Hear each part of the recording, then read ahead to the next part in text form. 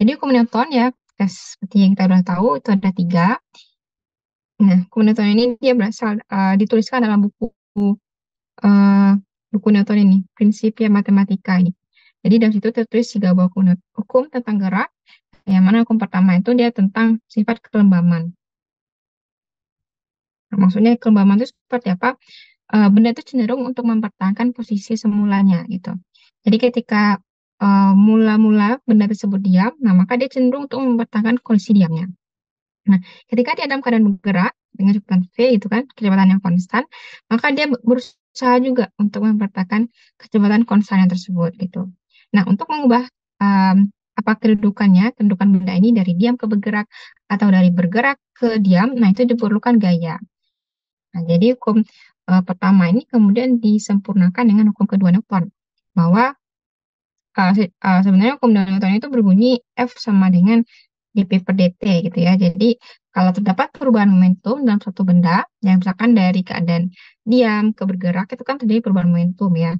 Nah, disimpulkan bahwa pasti ada gaya di situ katanya. Nah, pasti ada gaya di situ yang menyebabkan perubahan momentum tersebut gitu. Nah, yang terakhir itu hukum tiga Newton adalah aksi reaksi gitu.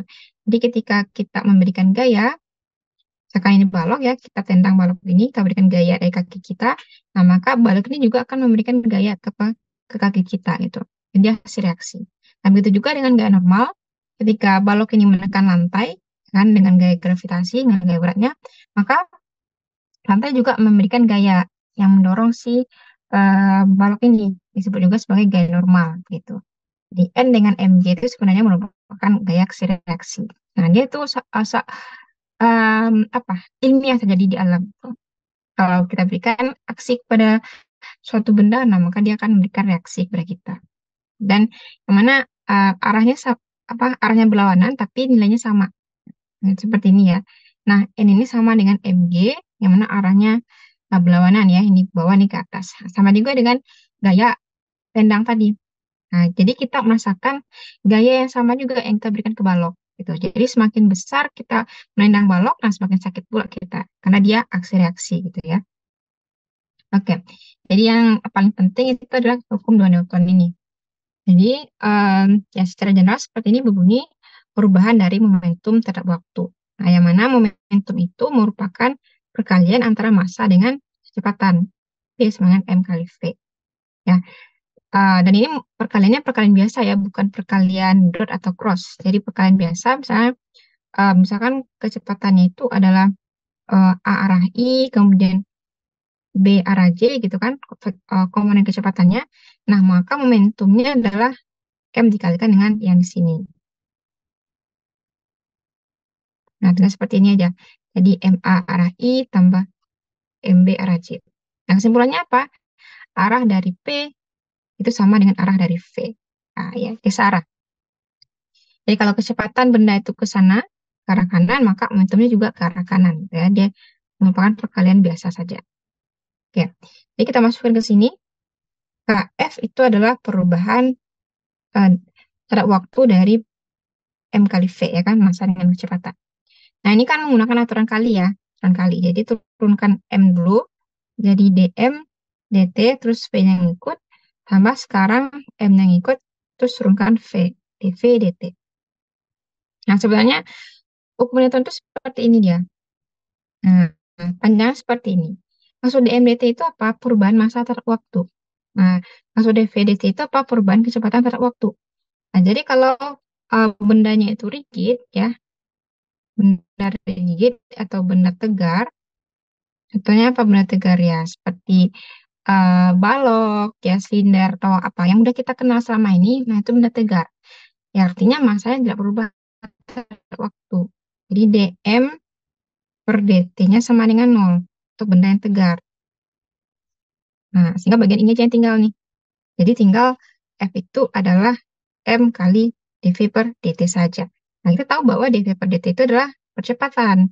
Jadi baru kita dapatkan F sama dengan M kali A. Jadi ya, hukum Newton F sama dengan M kali A itu kondisi khusus. Jadi em, dia bukan asal dari di naturalis principia itu bukan ini yang tertulis tapi ini. Nah, jadi ini merupakan kondisi khusus untuk benda yang tegar. Nah, kalau benda itu berubah masanya berubah gitu kan, misalnya kayak bola salju, ya bola salju turun dari gunung gitu kan. Nah, itu kan masanya bertambah terus kan, karena dia lengket nih, yang di bawahnya sini kan, salju-salju di bawah itu lengket, jadi masanya bertambah sampai ke bawah gitu, diameternya juga bertambah. Nah, maka dari itu nggak bisa kita pakai kasus hukum Newton yang ini untuk bola salju ini, harus balik ke sini. Harus balik ke F sama dengan dmdt kali V tambah V dmdt gitu ya. Tapi karena sekarang ini sulit ya, kasus yang bola salju seperti ini. Tapi saya pernah lihat soal bola salju itu di OSN ya, OSN. Tapi saya lupa tahun berapa. Ya, jadi kita khusus pada F sama dengan M kali A saja. Nah, kemudian kita kenal juga jenis-jenis gaya. Ya, ada gaya normal, ada gaya tegangan tali, dan juga ada gaya gesek. Nah, gaya normal ini adanya kalau suatu benda itu kontak dengan permukaan. Nah, seperti ini. Benda kontak dengan permukaan, maka dia mendapatkan gaya normal, yang mana arahnya tegak lurus dengan permukaan tersebut. Nah, ini kan tegak lurus nih. Jadi, kalau permukaan yang seperti ini, bendanya berada di sini, maka gaya normalnya juga tegak lurus terhadap permukaan ini. Ya, dan kalau permukaannya di lantai, langit-langit gitu kan, langit-langit terus ada semacam ditahan gitulah. Nah, jadi gaya normalnya juga tegak lurus dengan permukaan ini. Jadi dia bergantung sama bentuk permukaan dia. Oke. Nah, kemudian gaya tegangan tali. Nah, gaya tegangan tali ini ada kalau tali itu tegang. Seperti namanya, ya kan? Kalau tali itu tegang, maka ada tegangan talinya. Nah, tegangan tali itu karena tali tegang. Kalau talinya kendor, ya tidak ada tegangan talinya. Nah, misalnya disebabkan oleh ditarikan dari satu massa atau benda lain gitu seperti ini. Nah, ya, aksi-reaksi kayak tegangan tali ini juga aksi-reaksi ya. Jadi si M menarik tali ya kan. Nah, tali ini juga menarik si yang di atas ini, yang di langit-langit ini.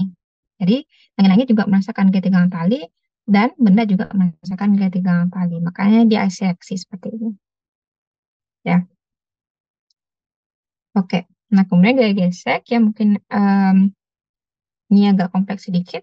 Nah, gaya gesek ini terdiri dua, ada gaya gesek kinetis dan juga ada gaya gesek statis ya, seperti namanya. Gaya gesek ini ada dua, ada yang kinetis, ada yang statis. Seperti namanya, kinetis berarti sedang bergerak. Nah, statis berarti dia sedang diam. Di gaya gesek kinetis itu gaya gesek ketika benda tersebut bergerak. Ketika benda sedang bergerak.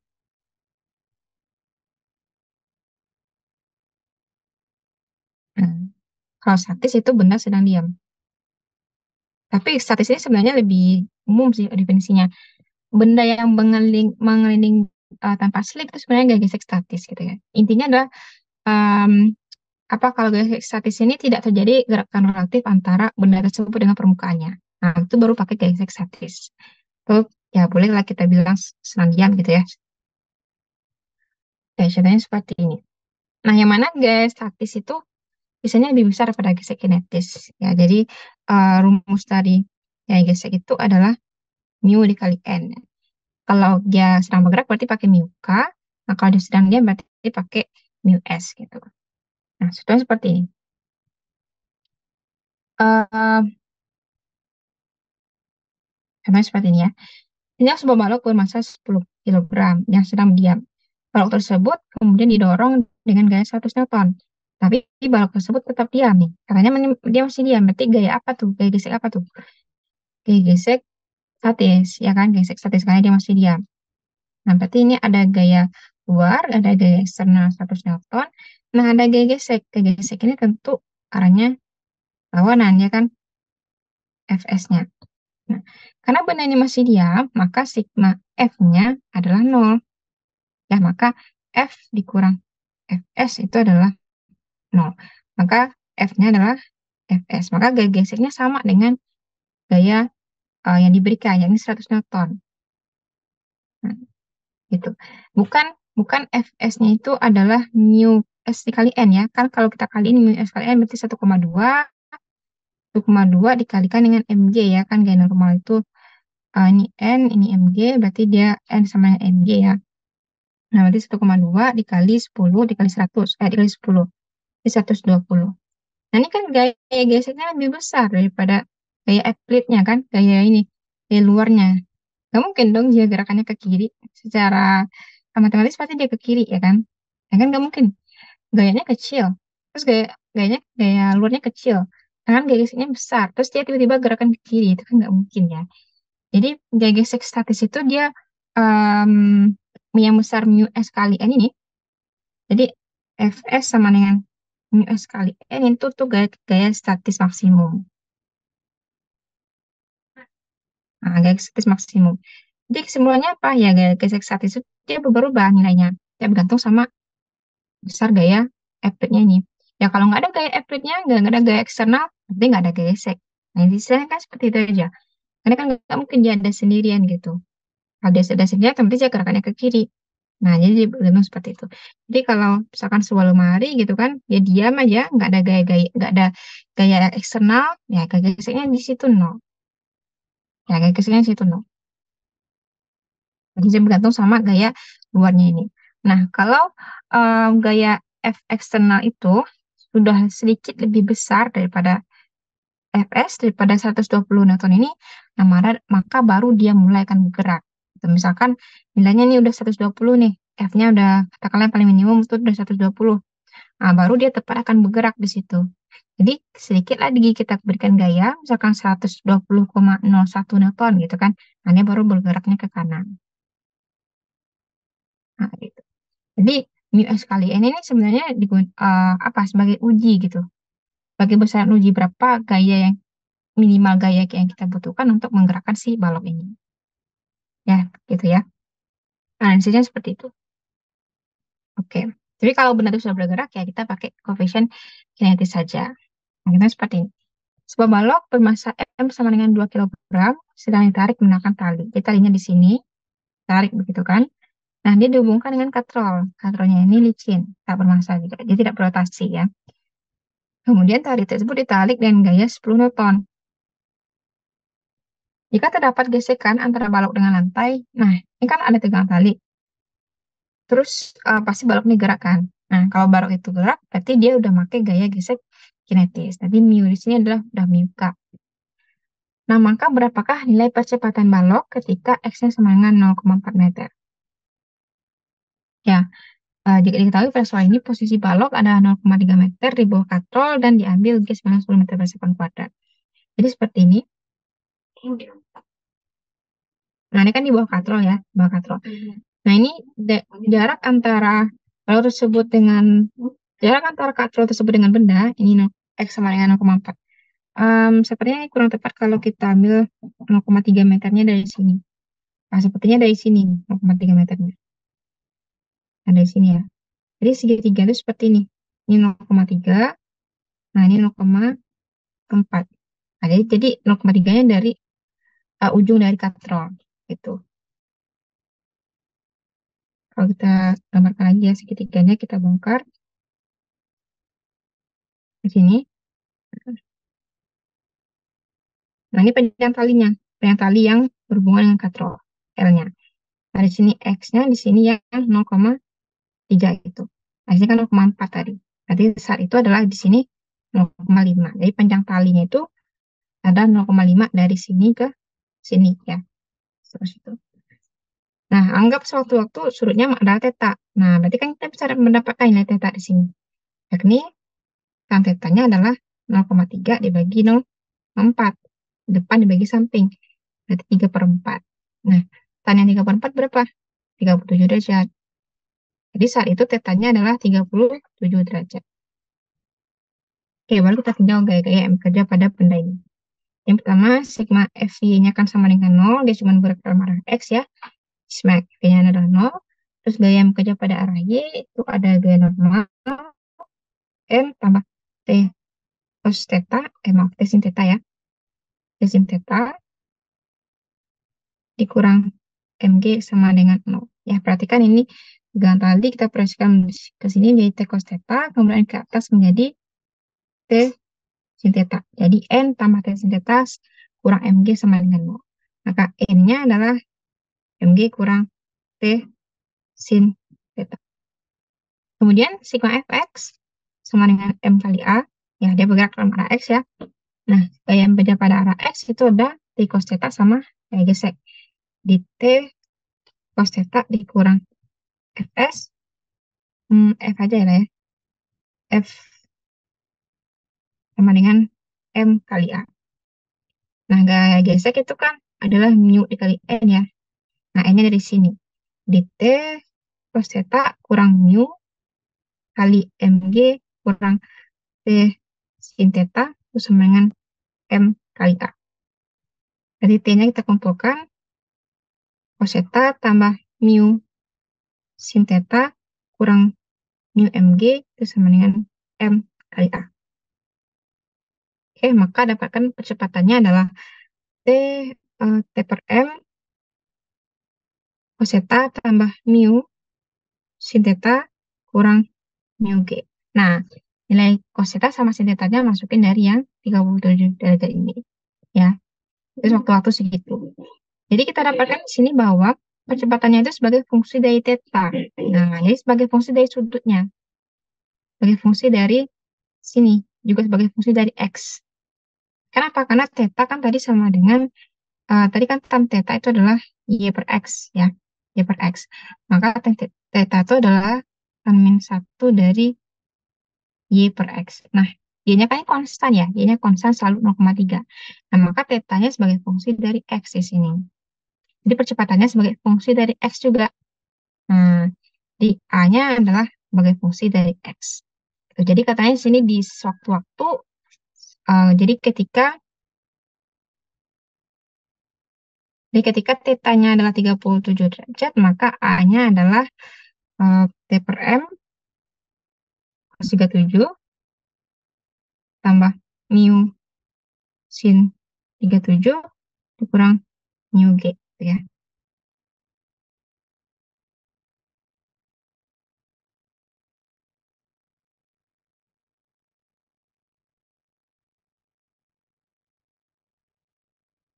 Ya, dikurang mu G. Nah, saya akan masukkan angka-angkanya ya. Jadi A sama dengan T per M cos 37 itu 0,8 tambah mu sin 37 itu 0,6. Ya, saya akan masukkan angka-angkanya. Ya, dapatnya enggak sampai sini?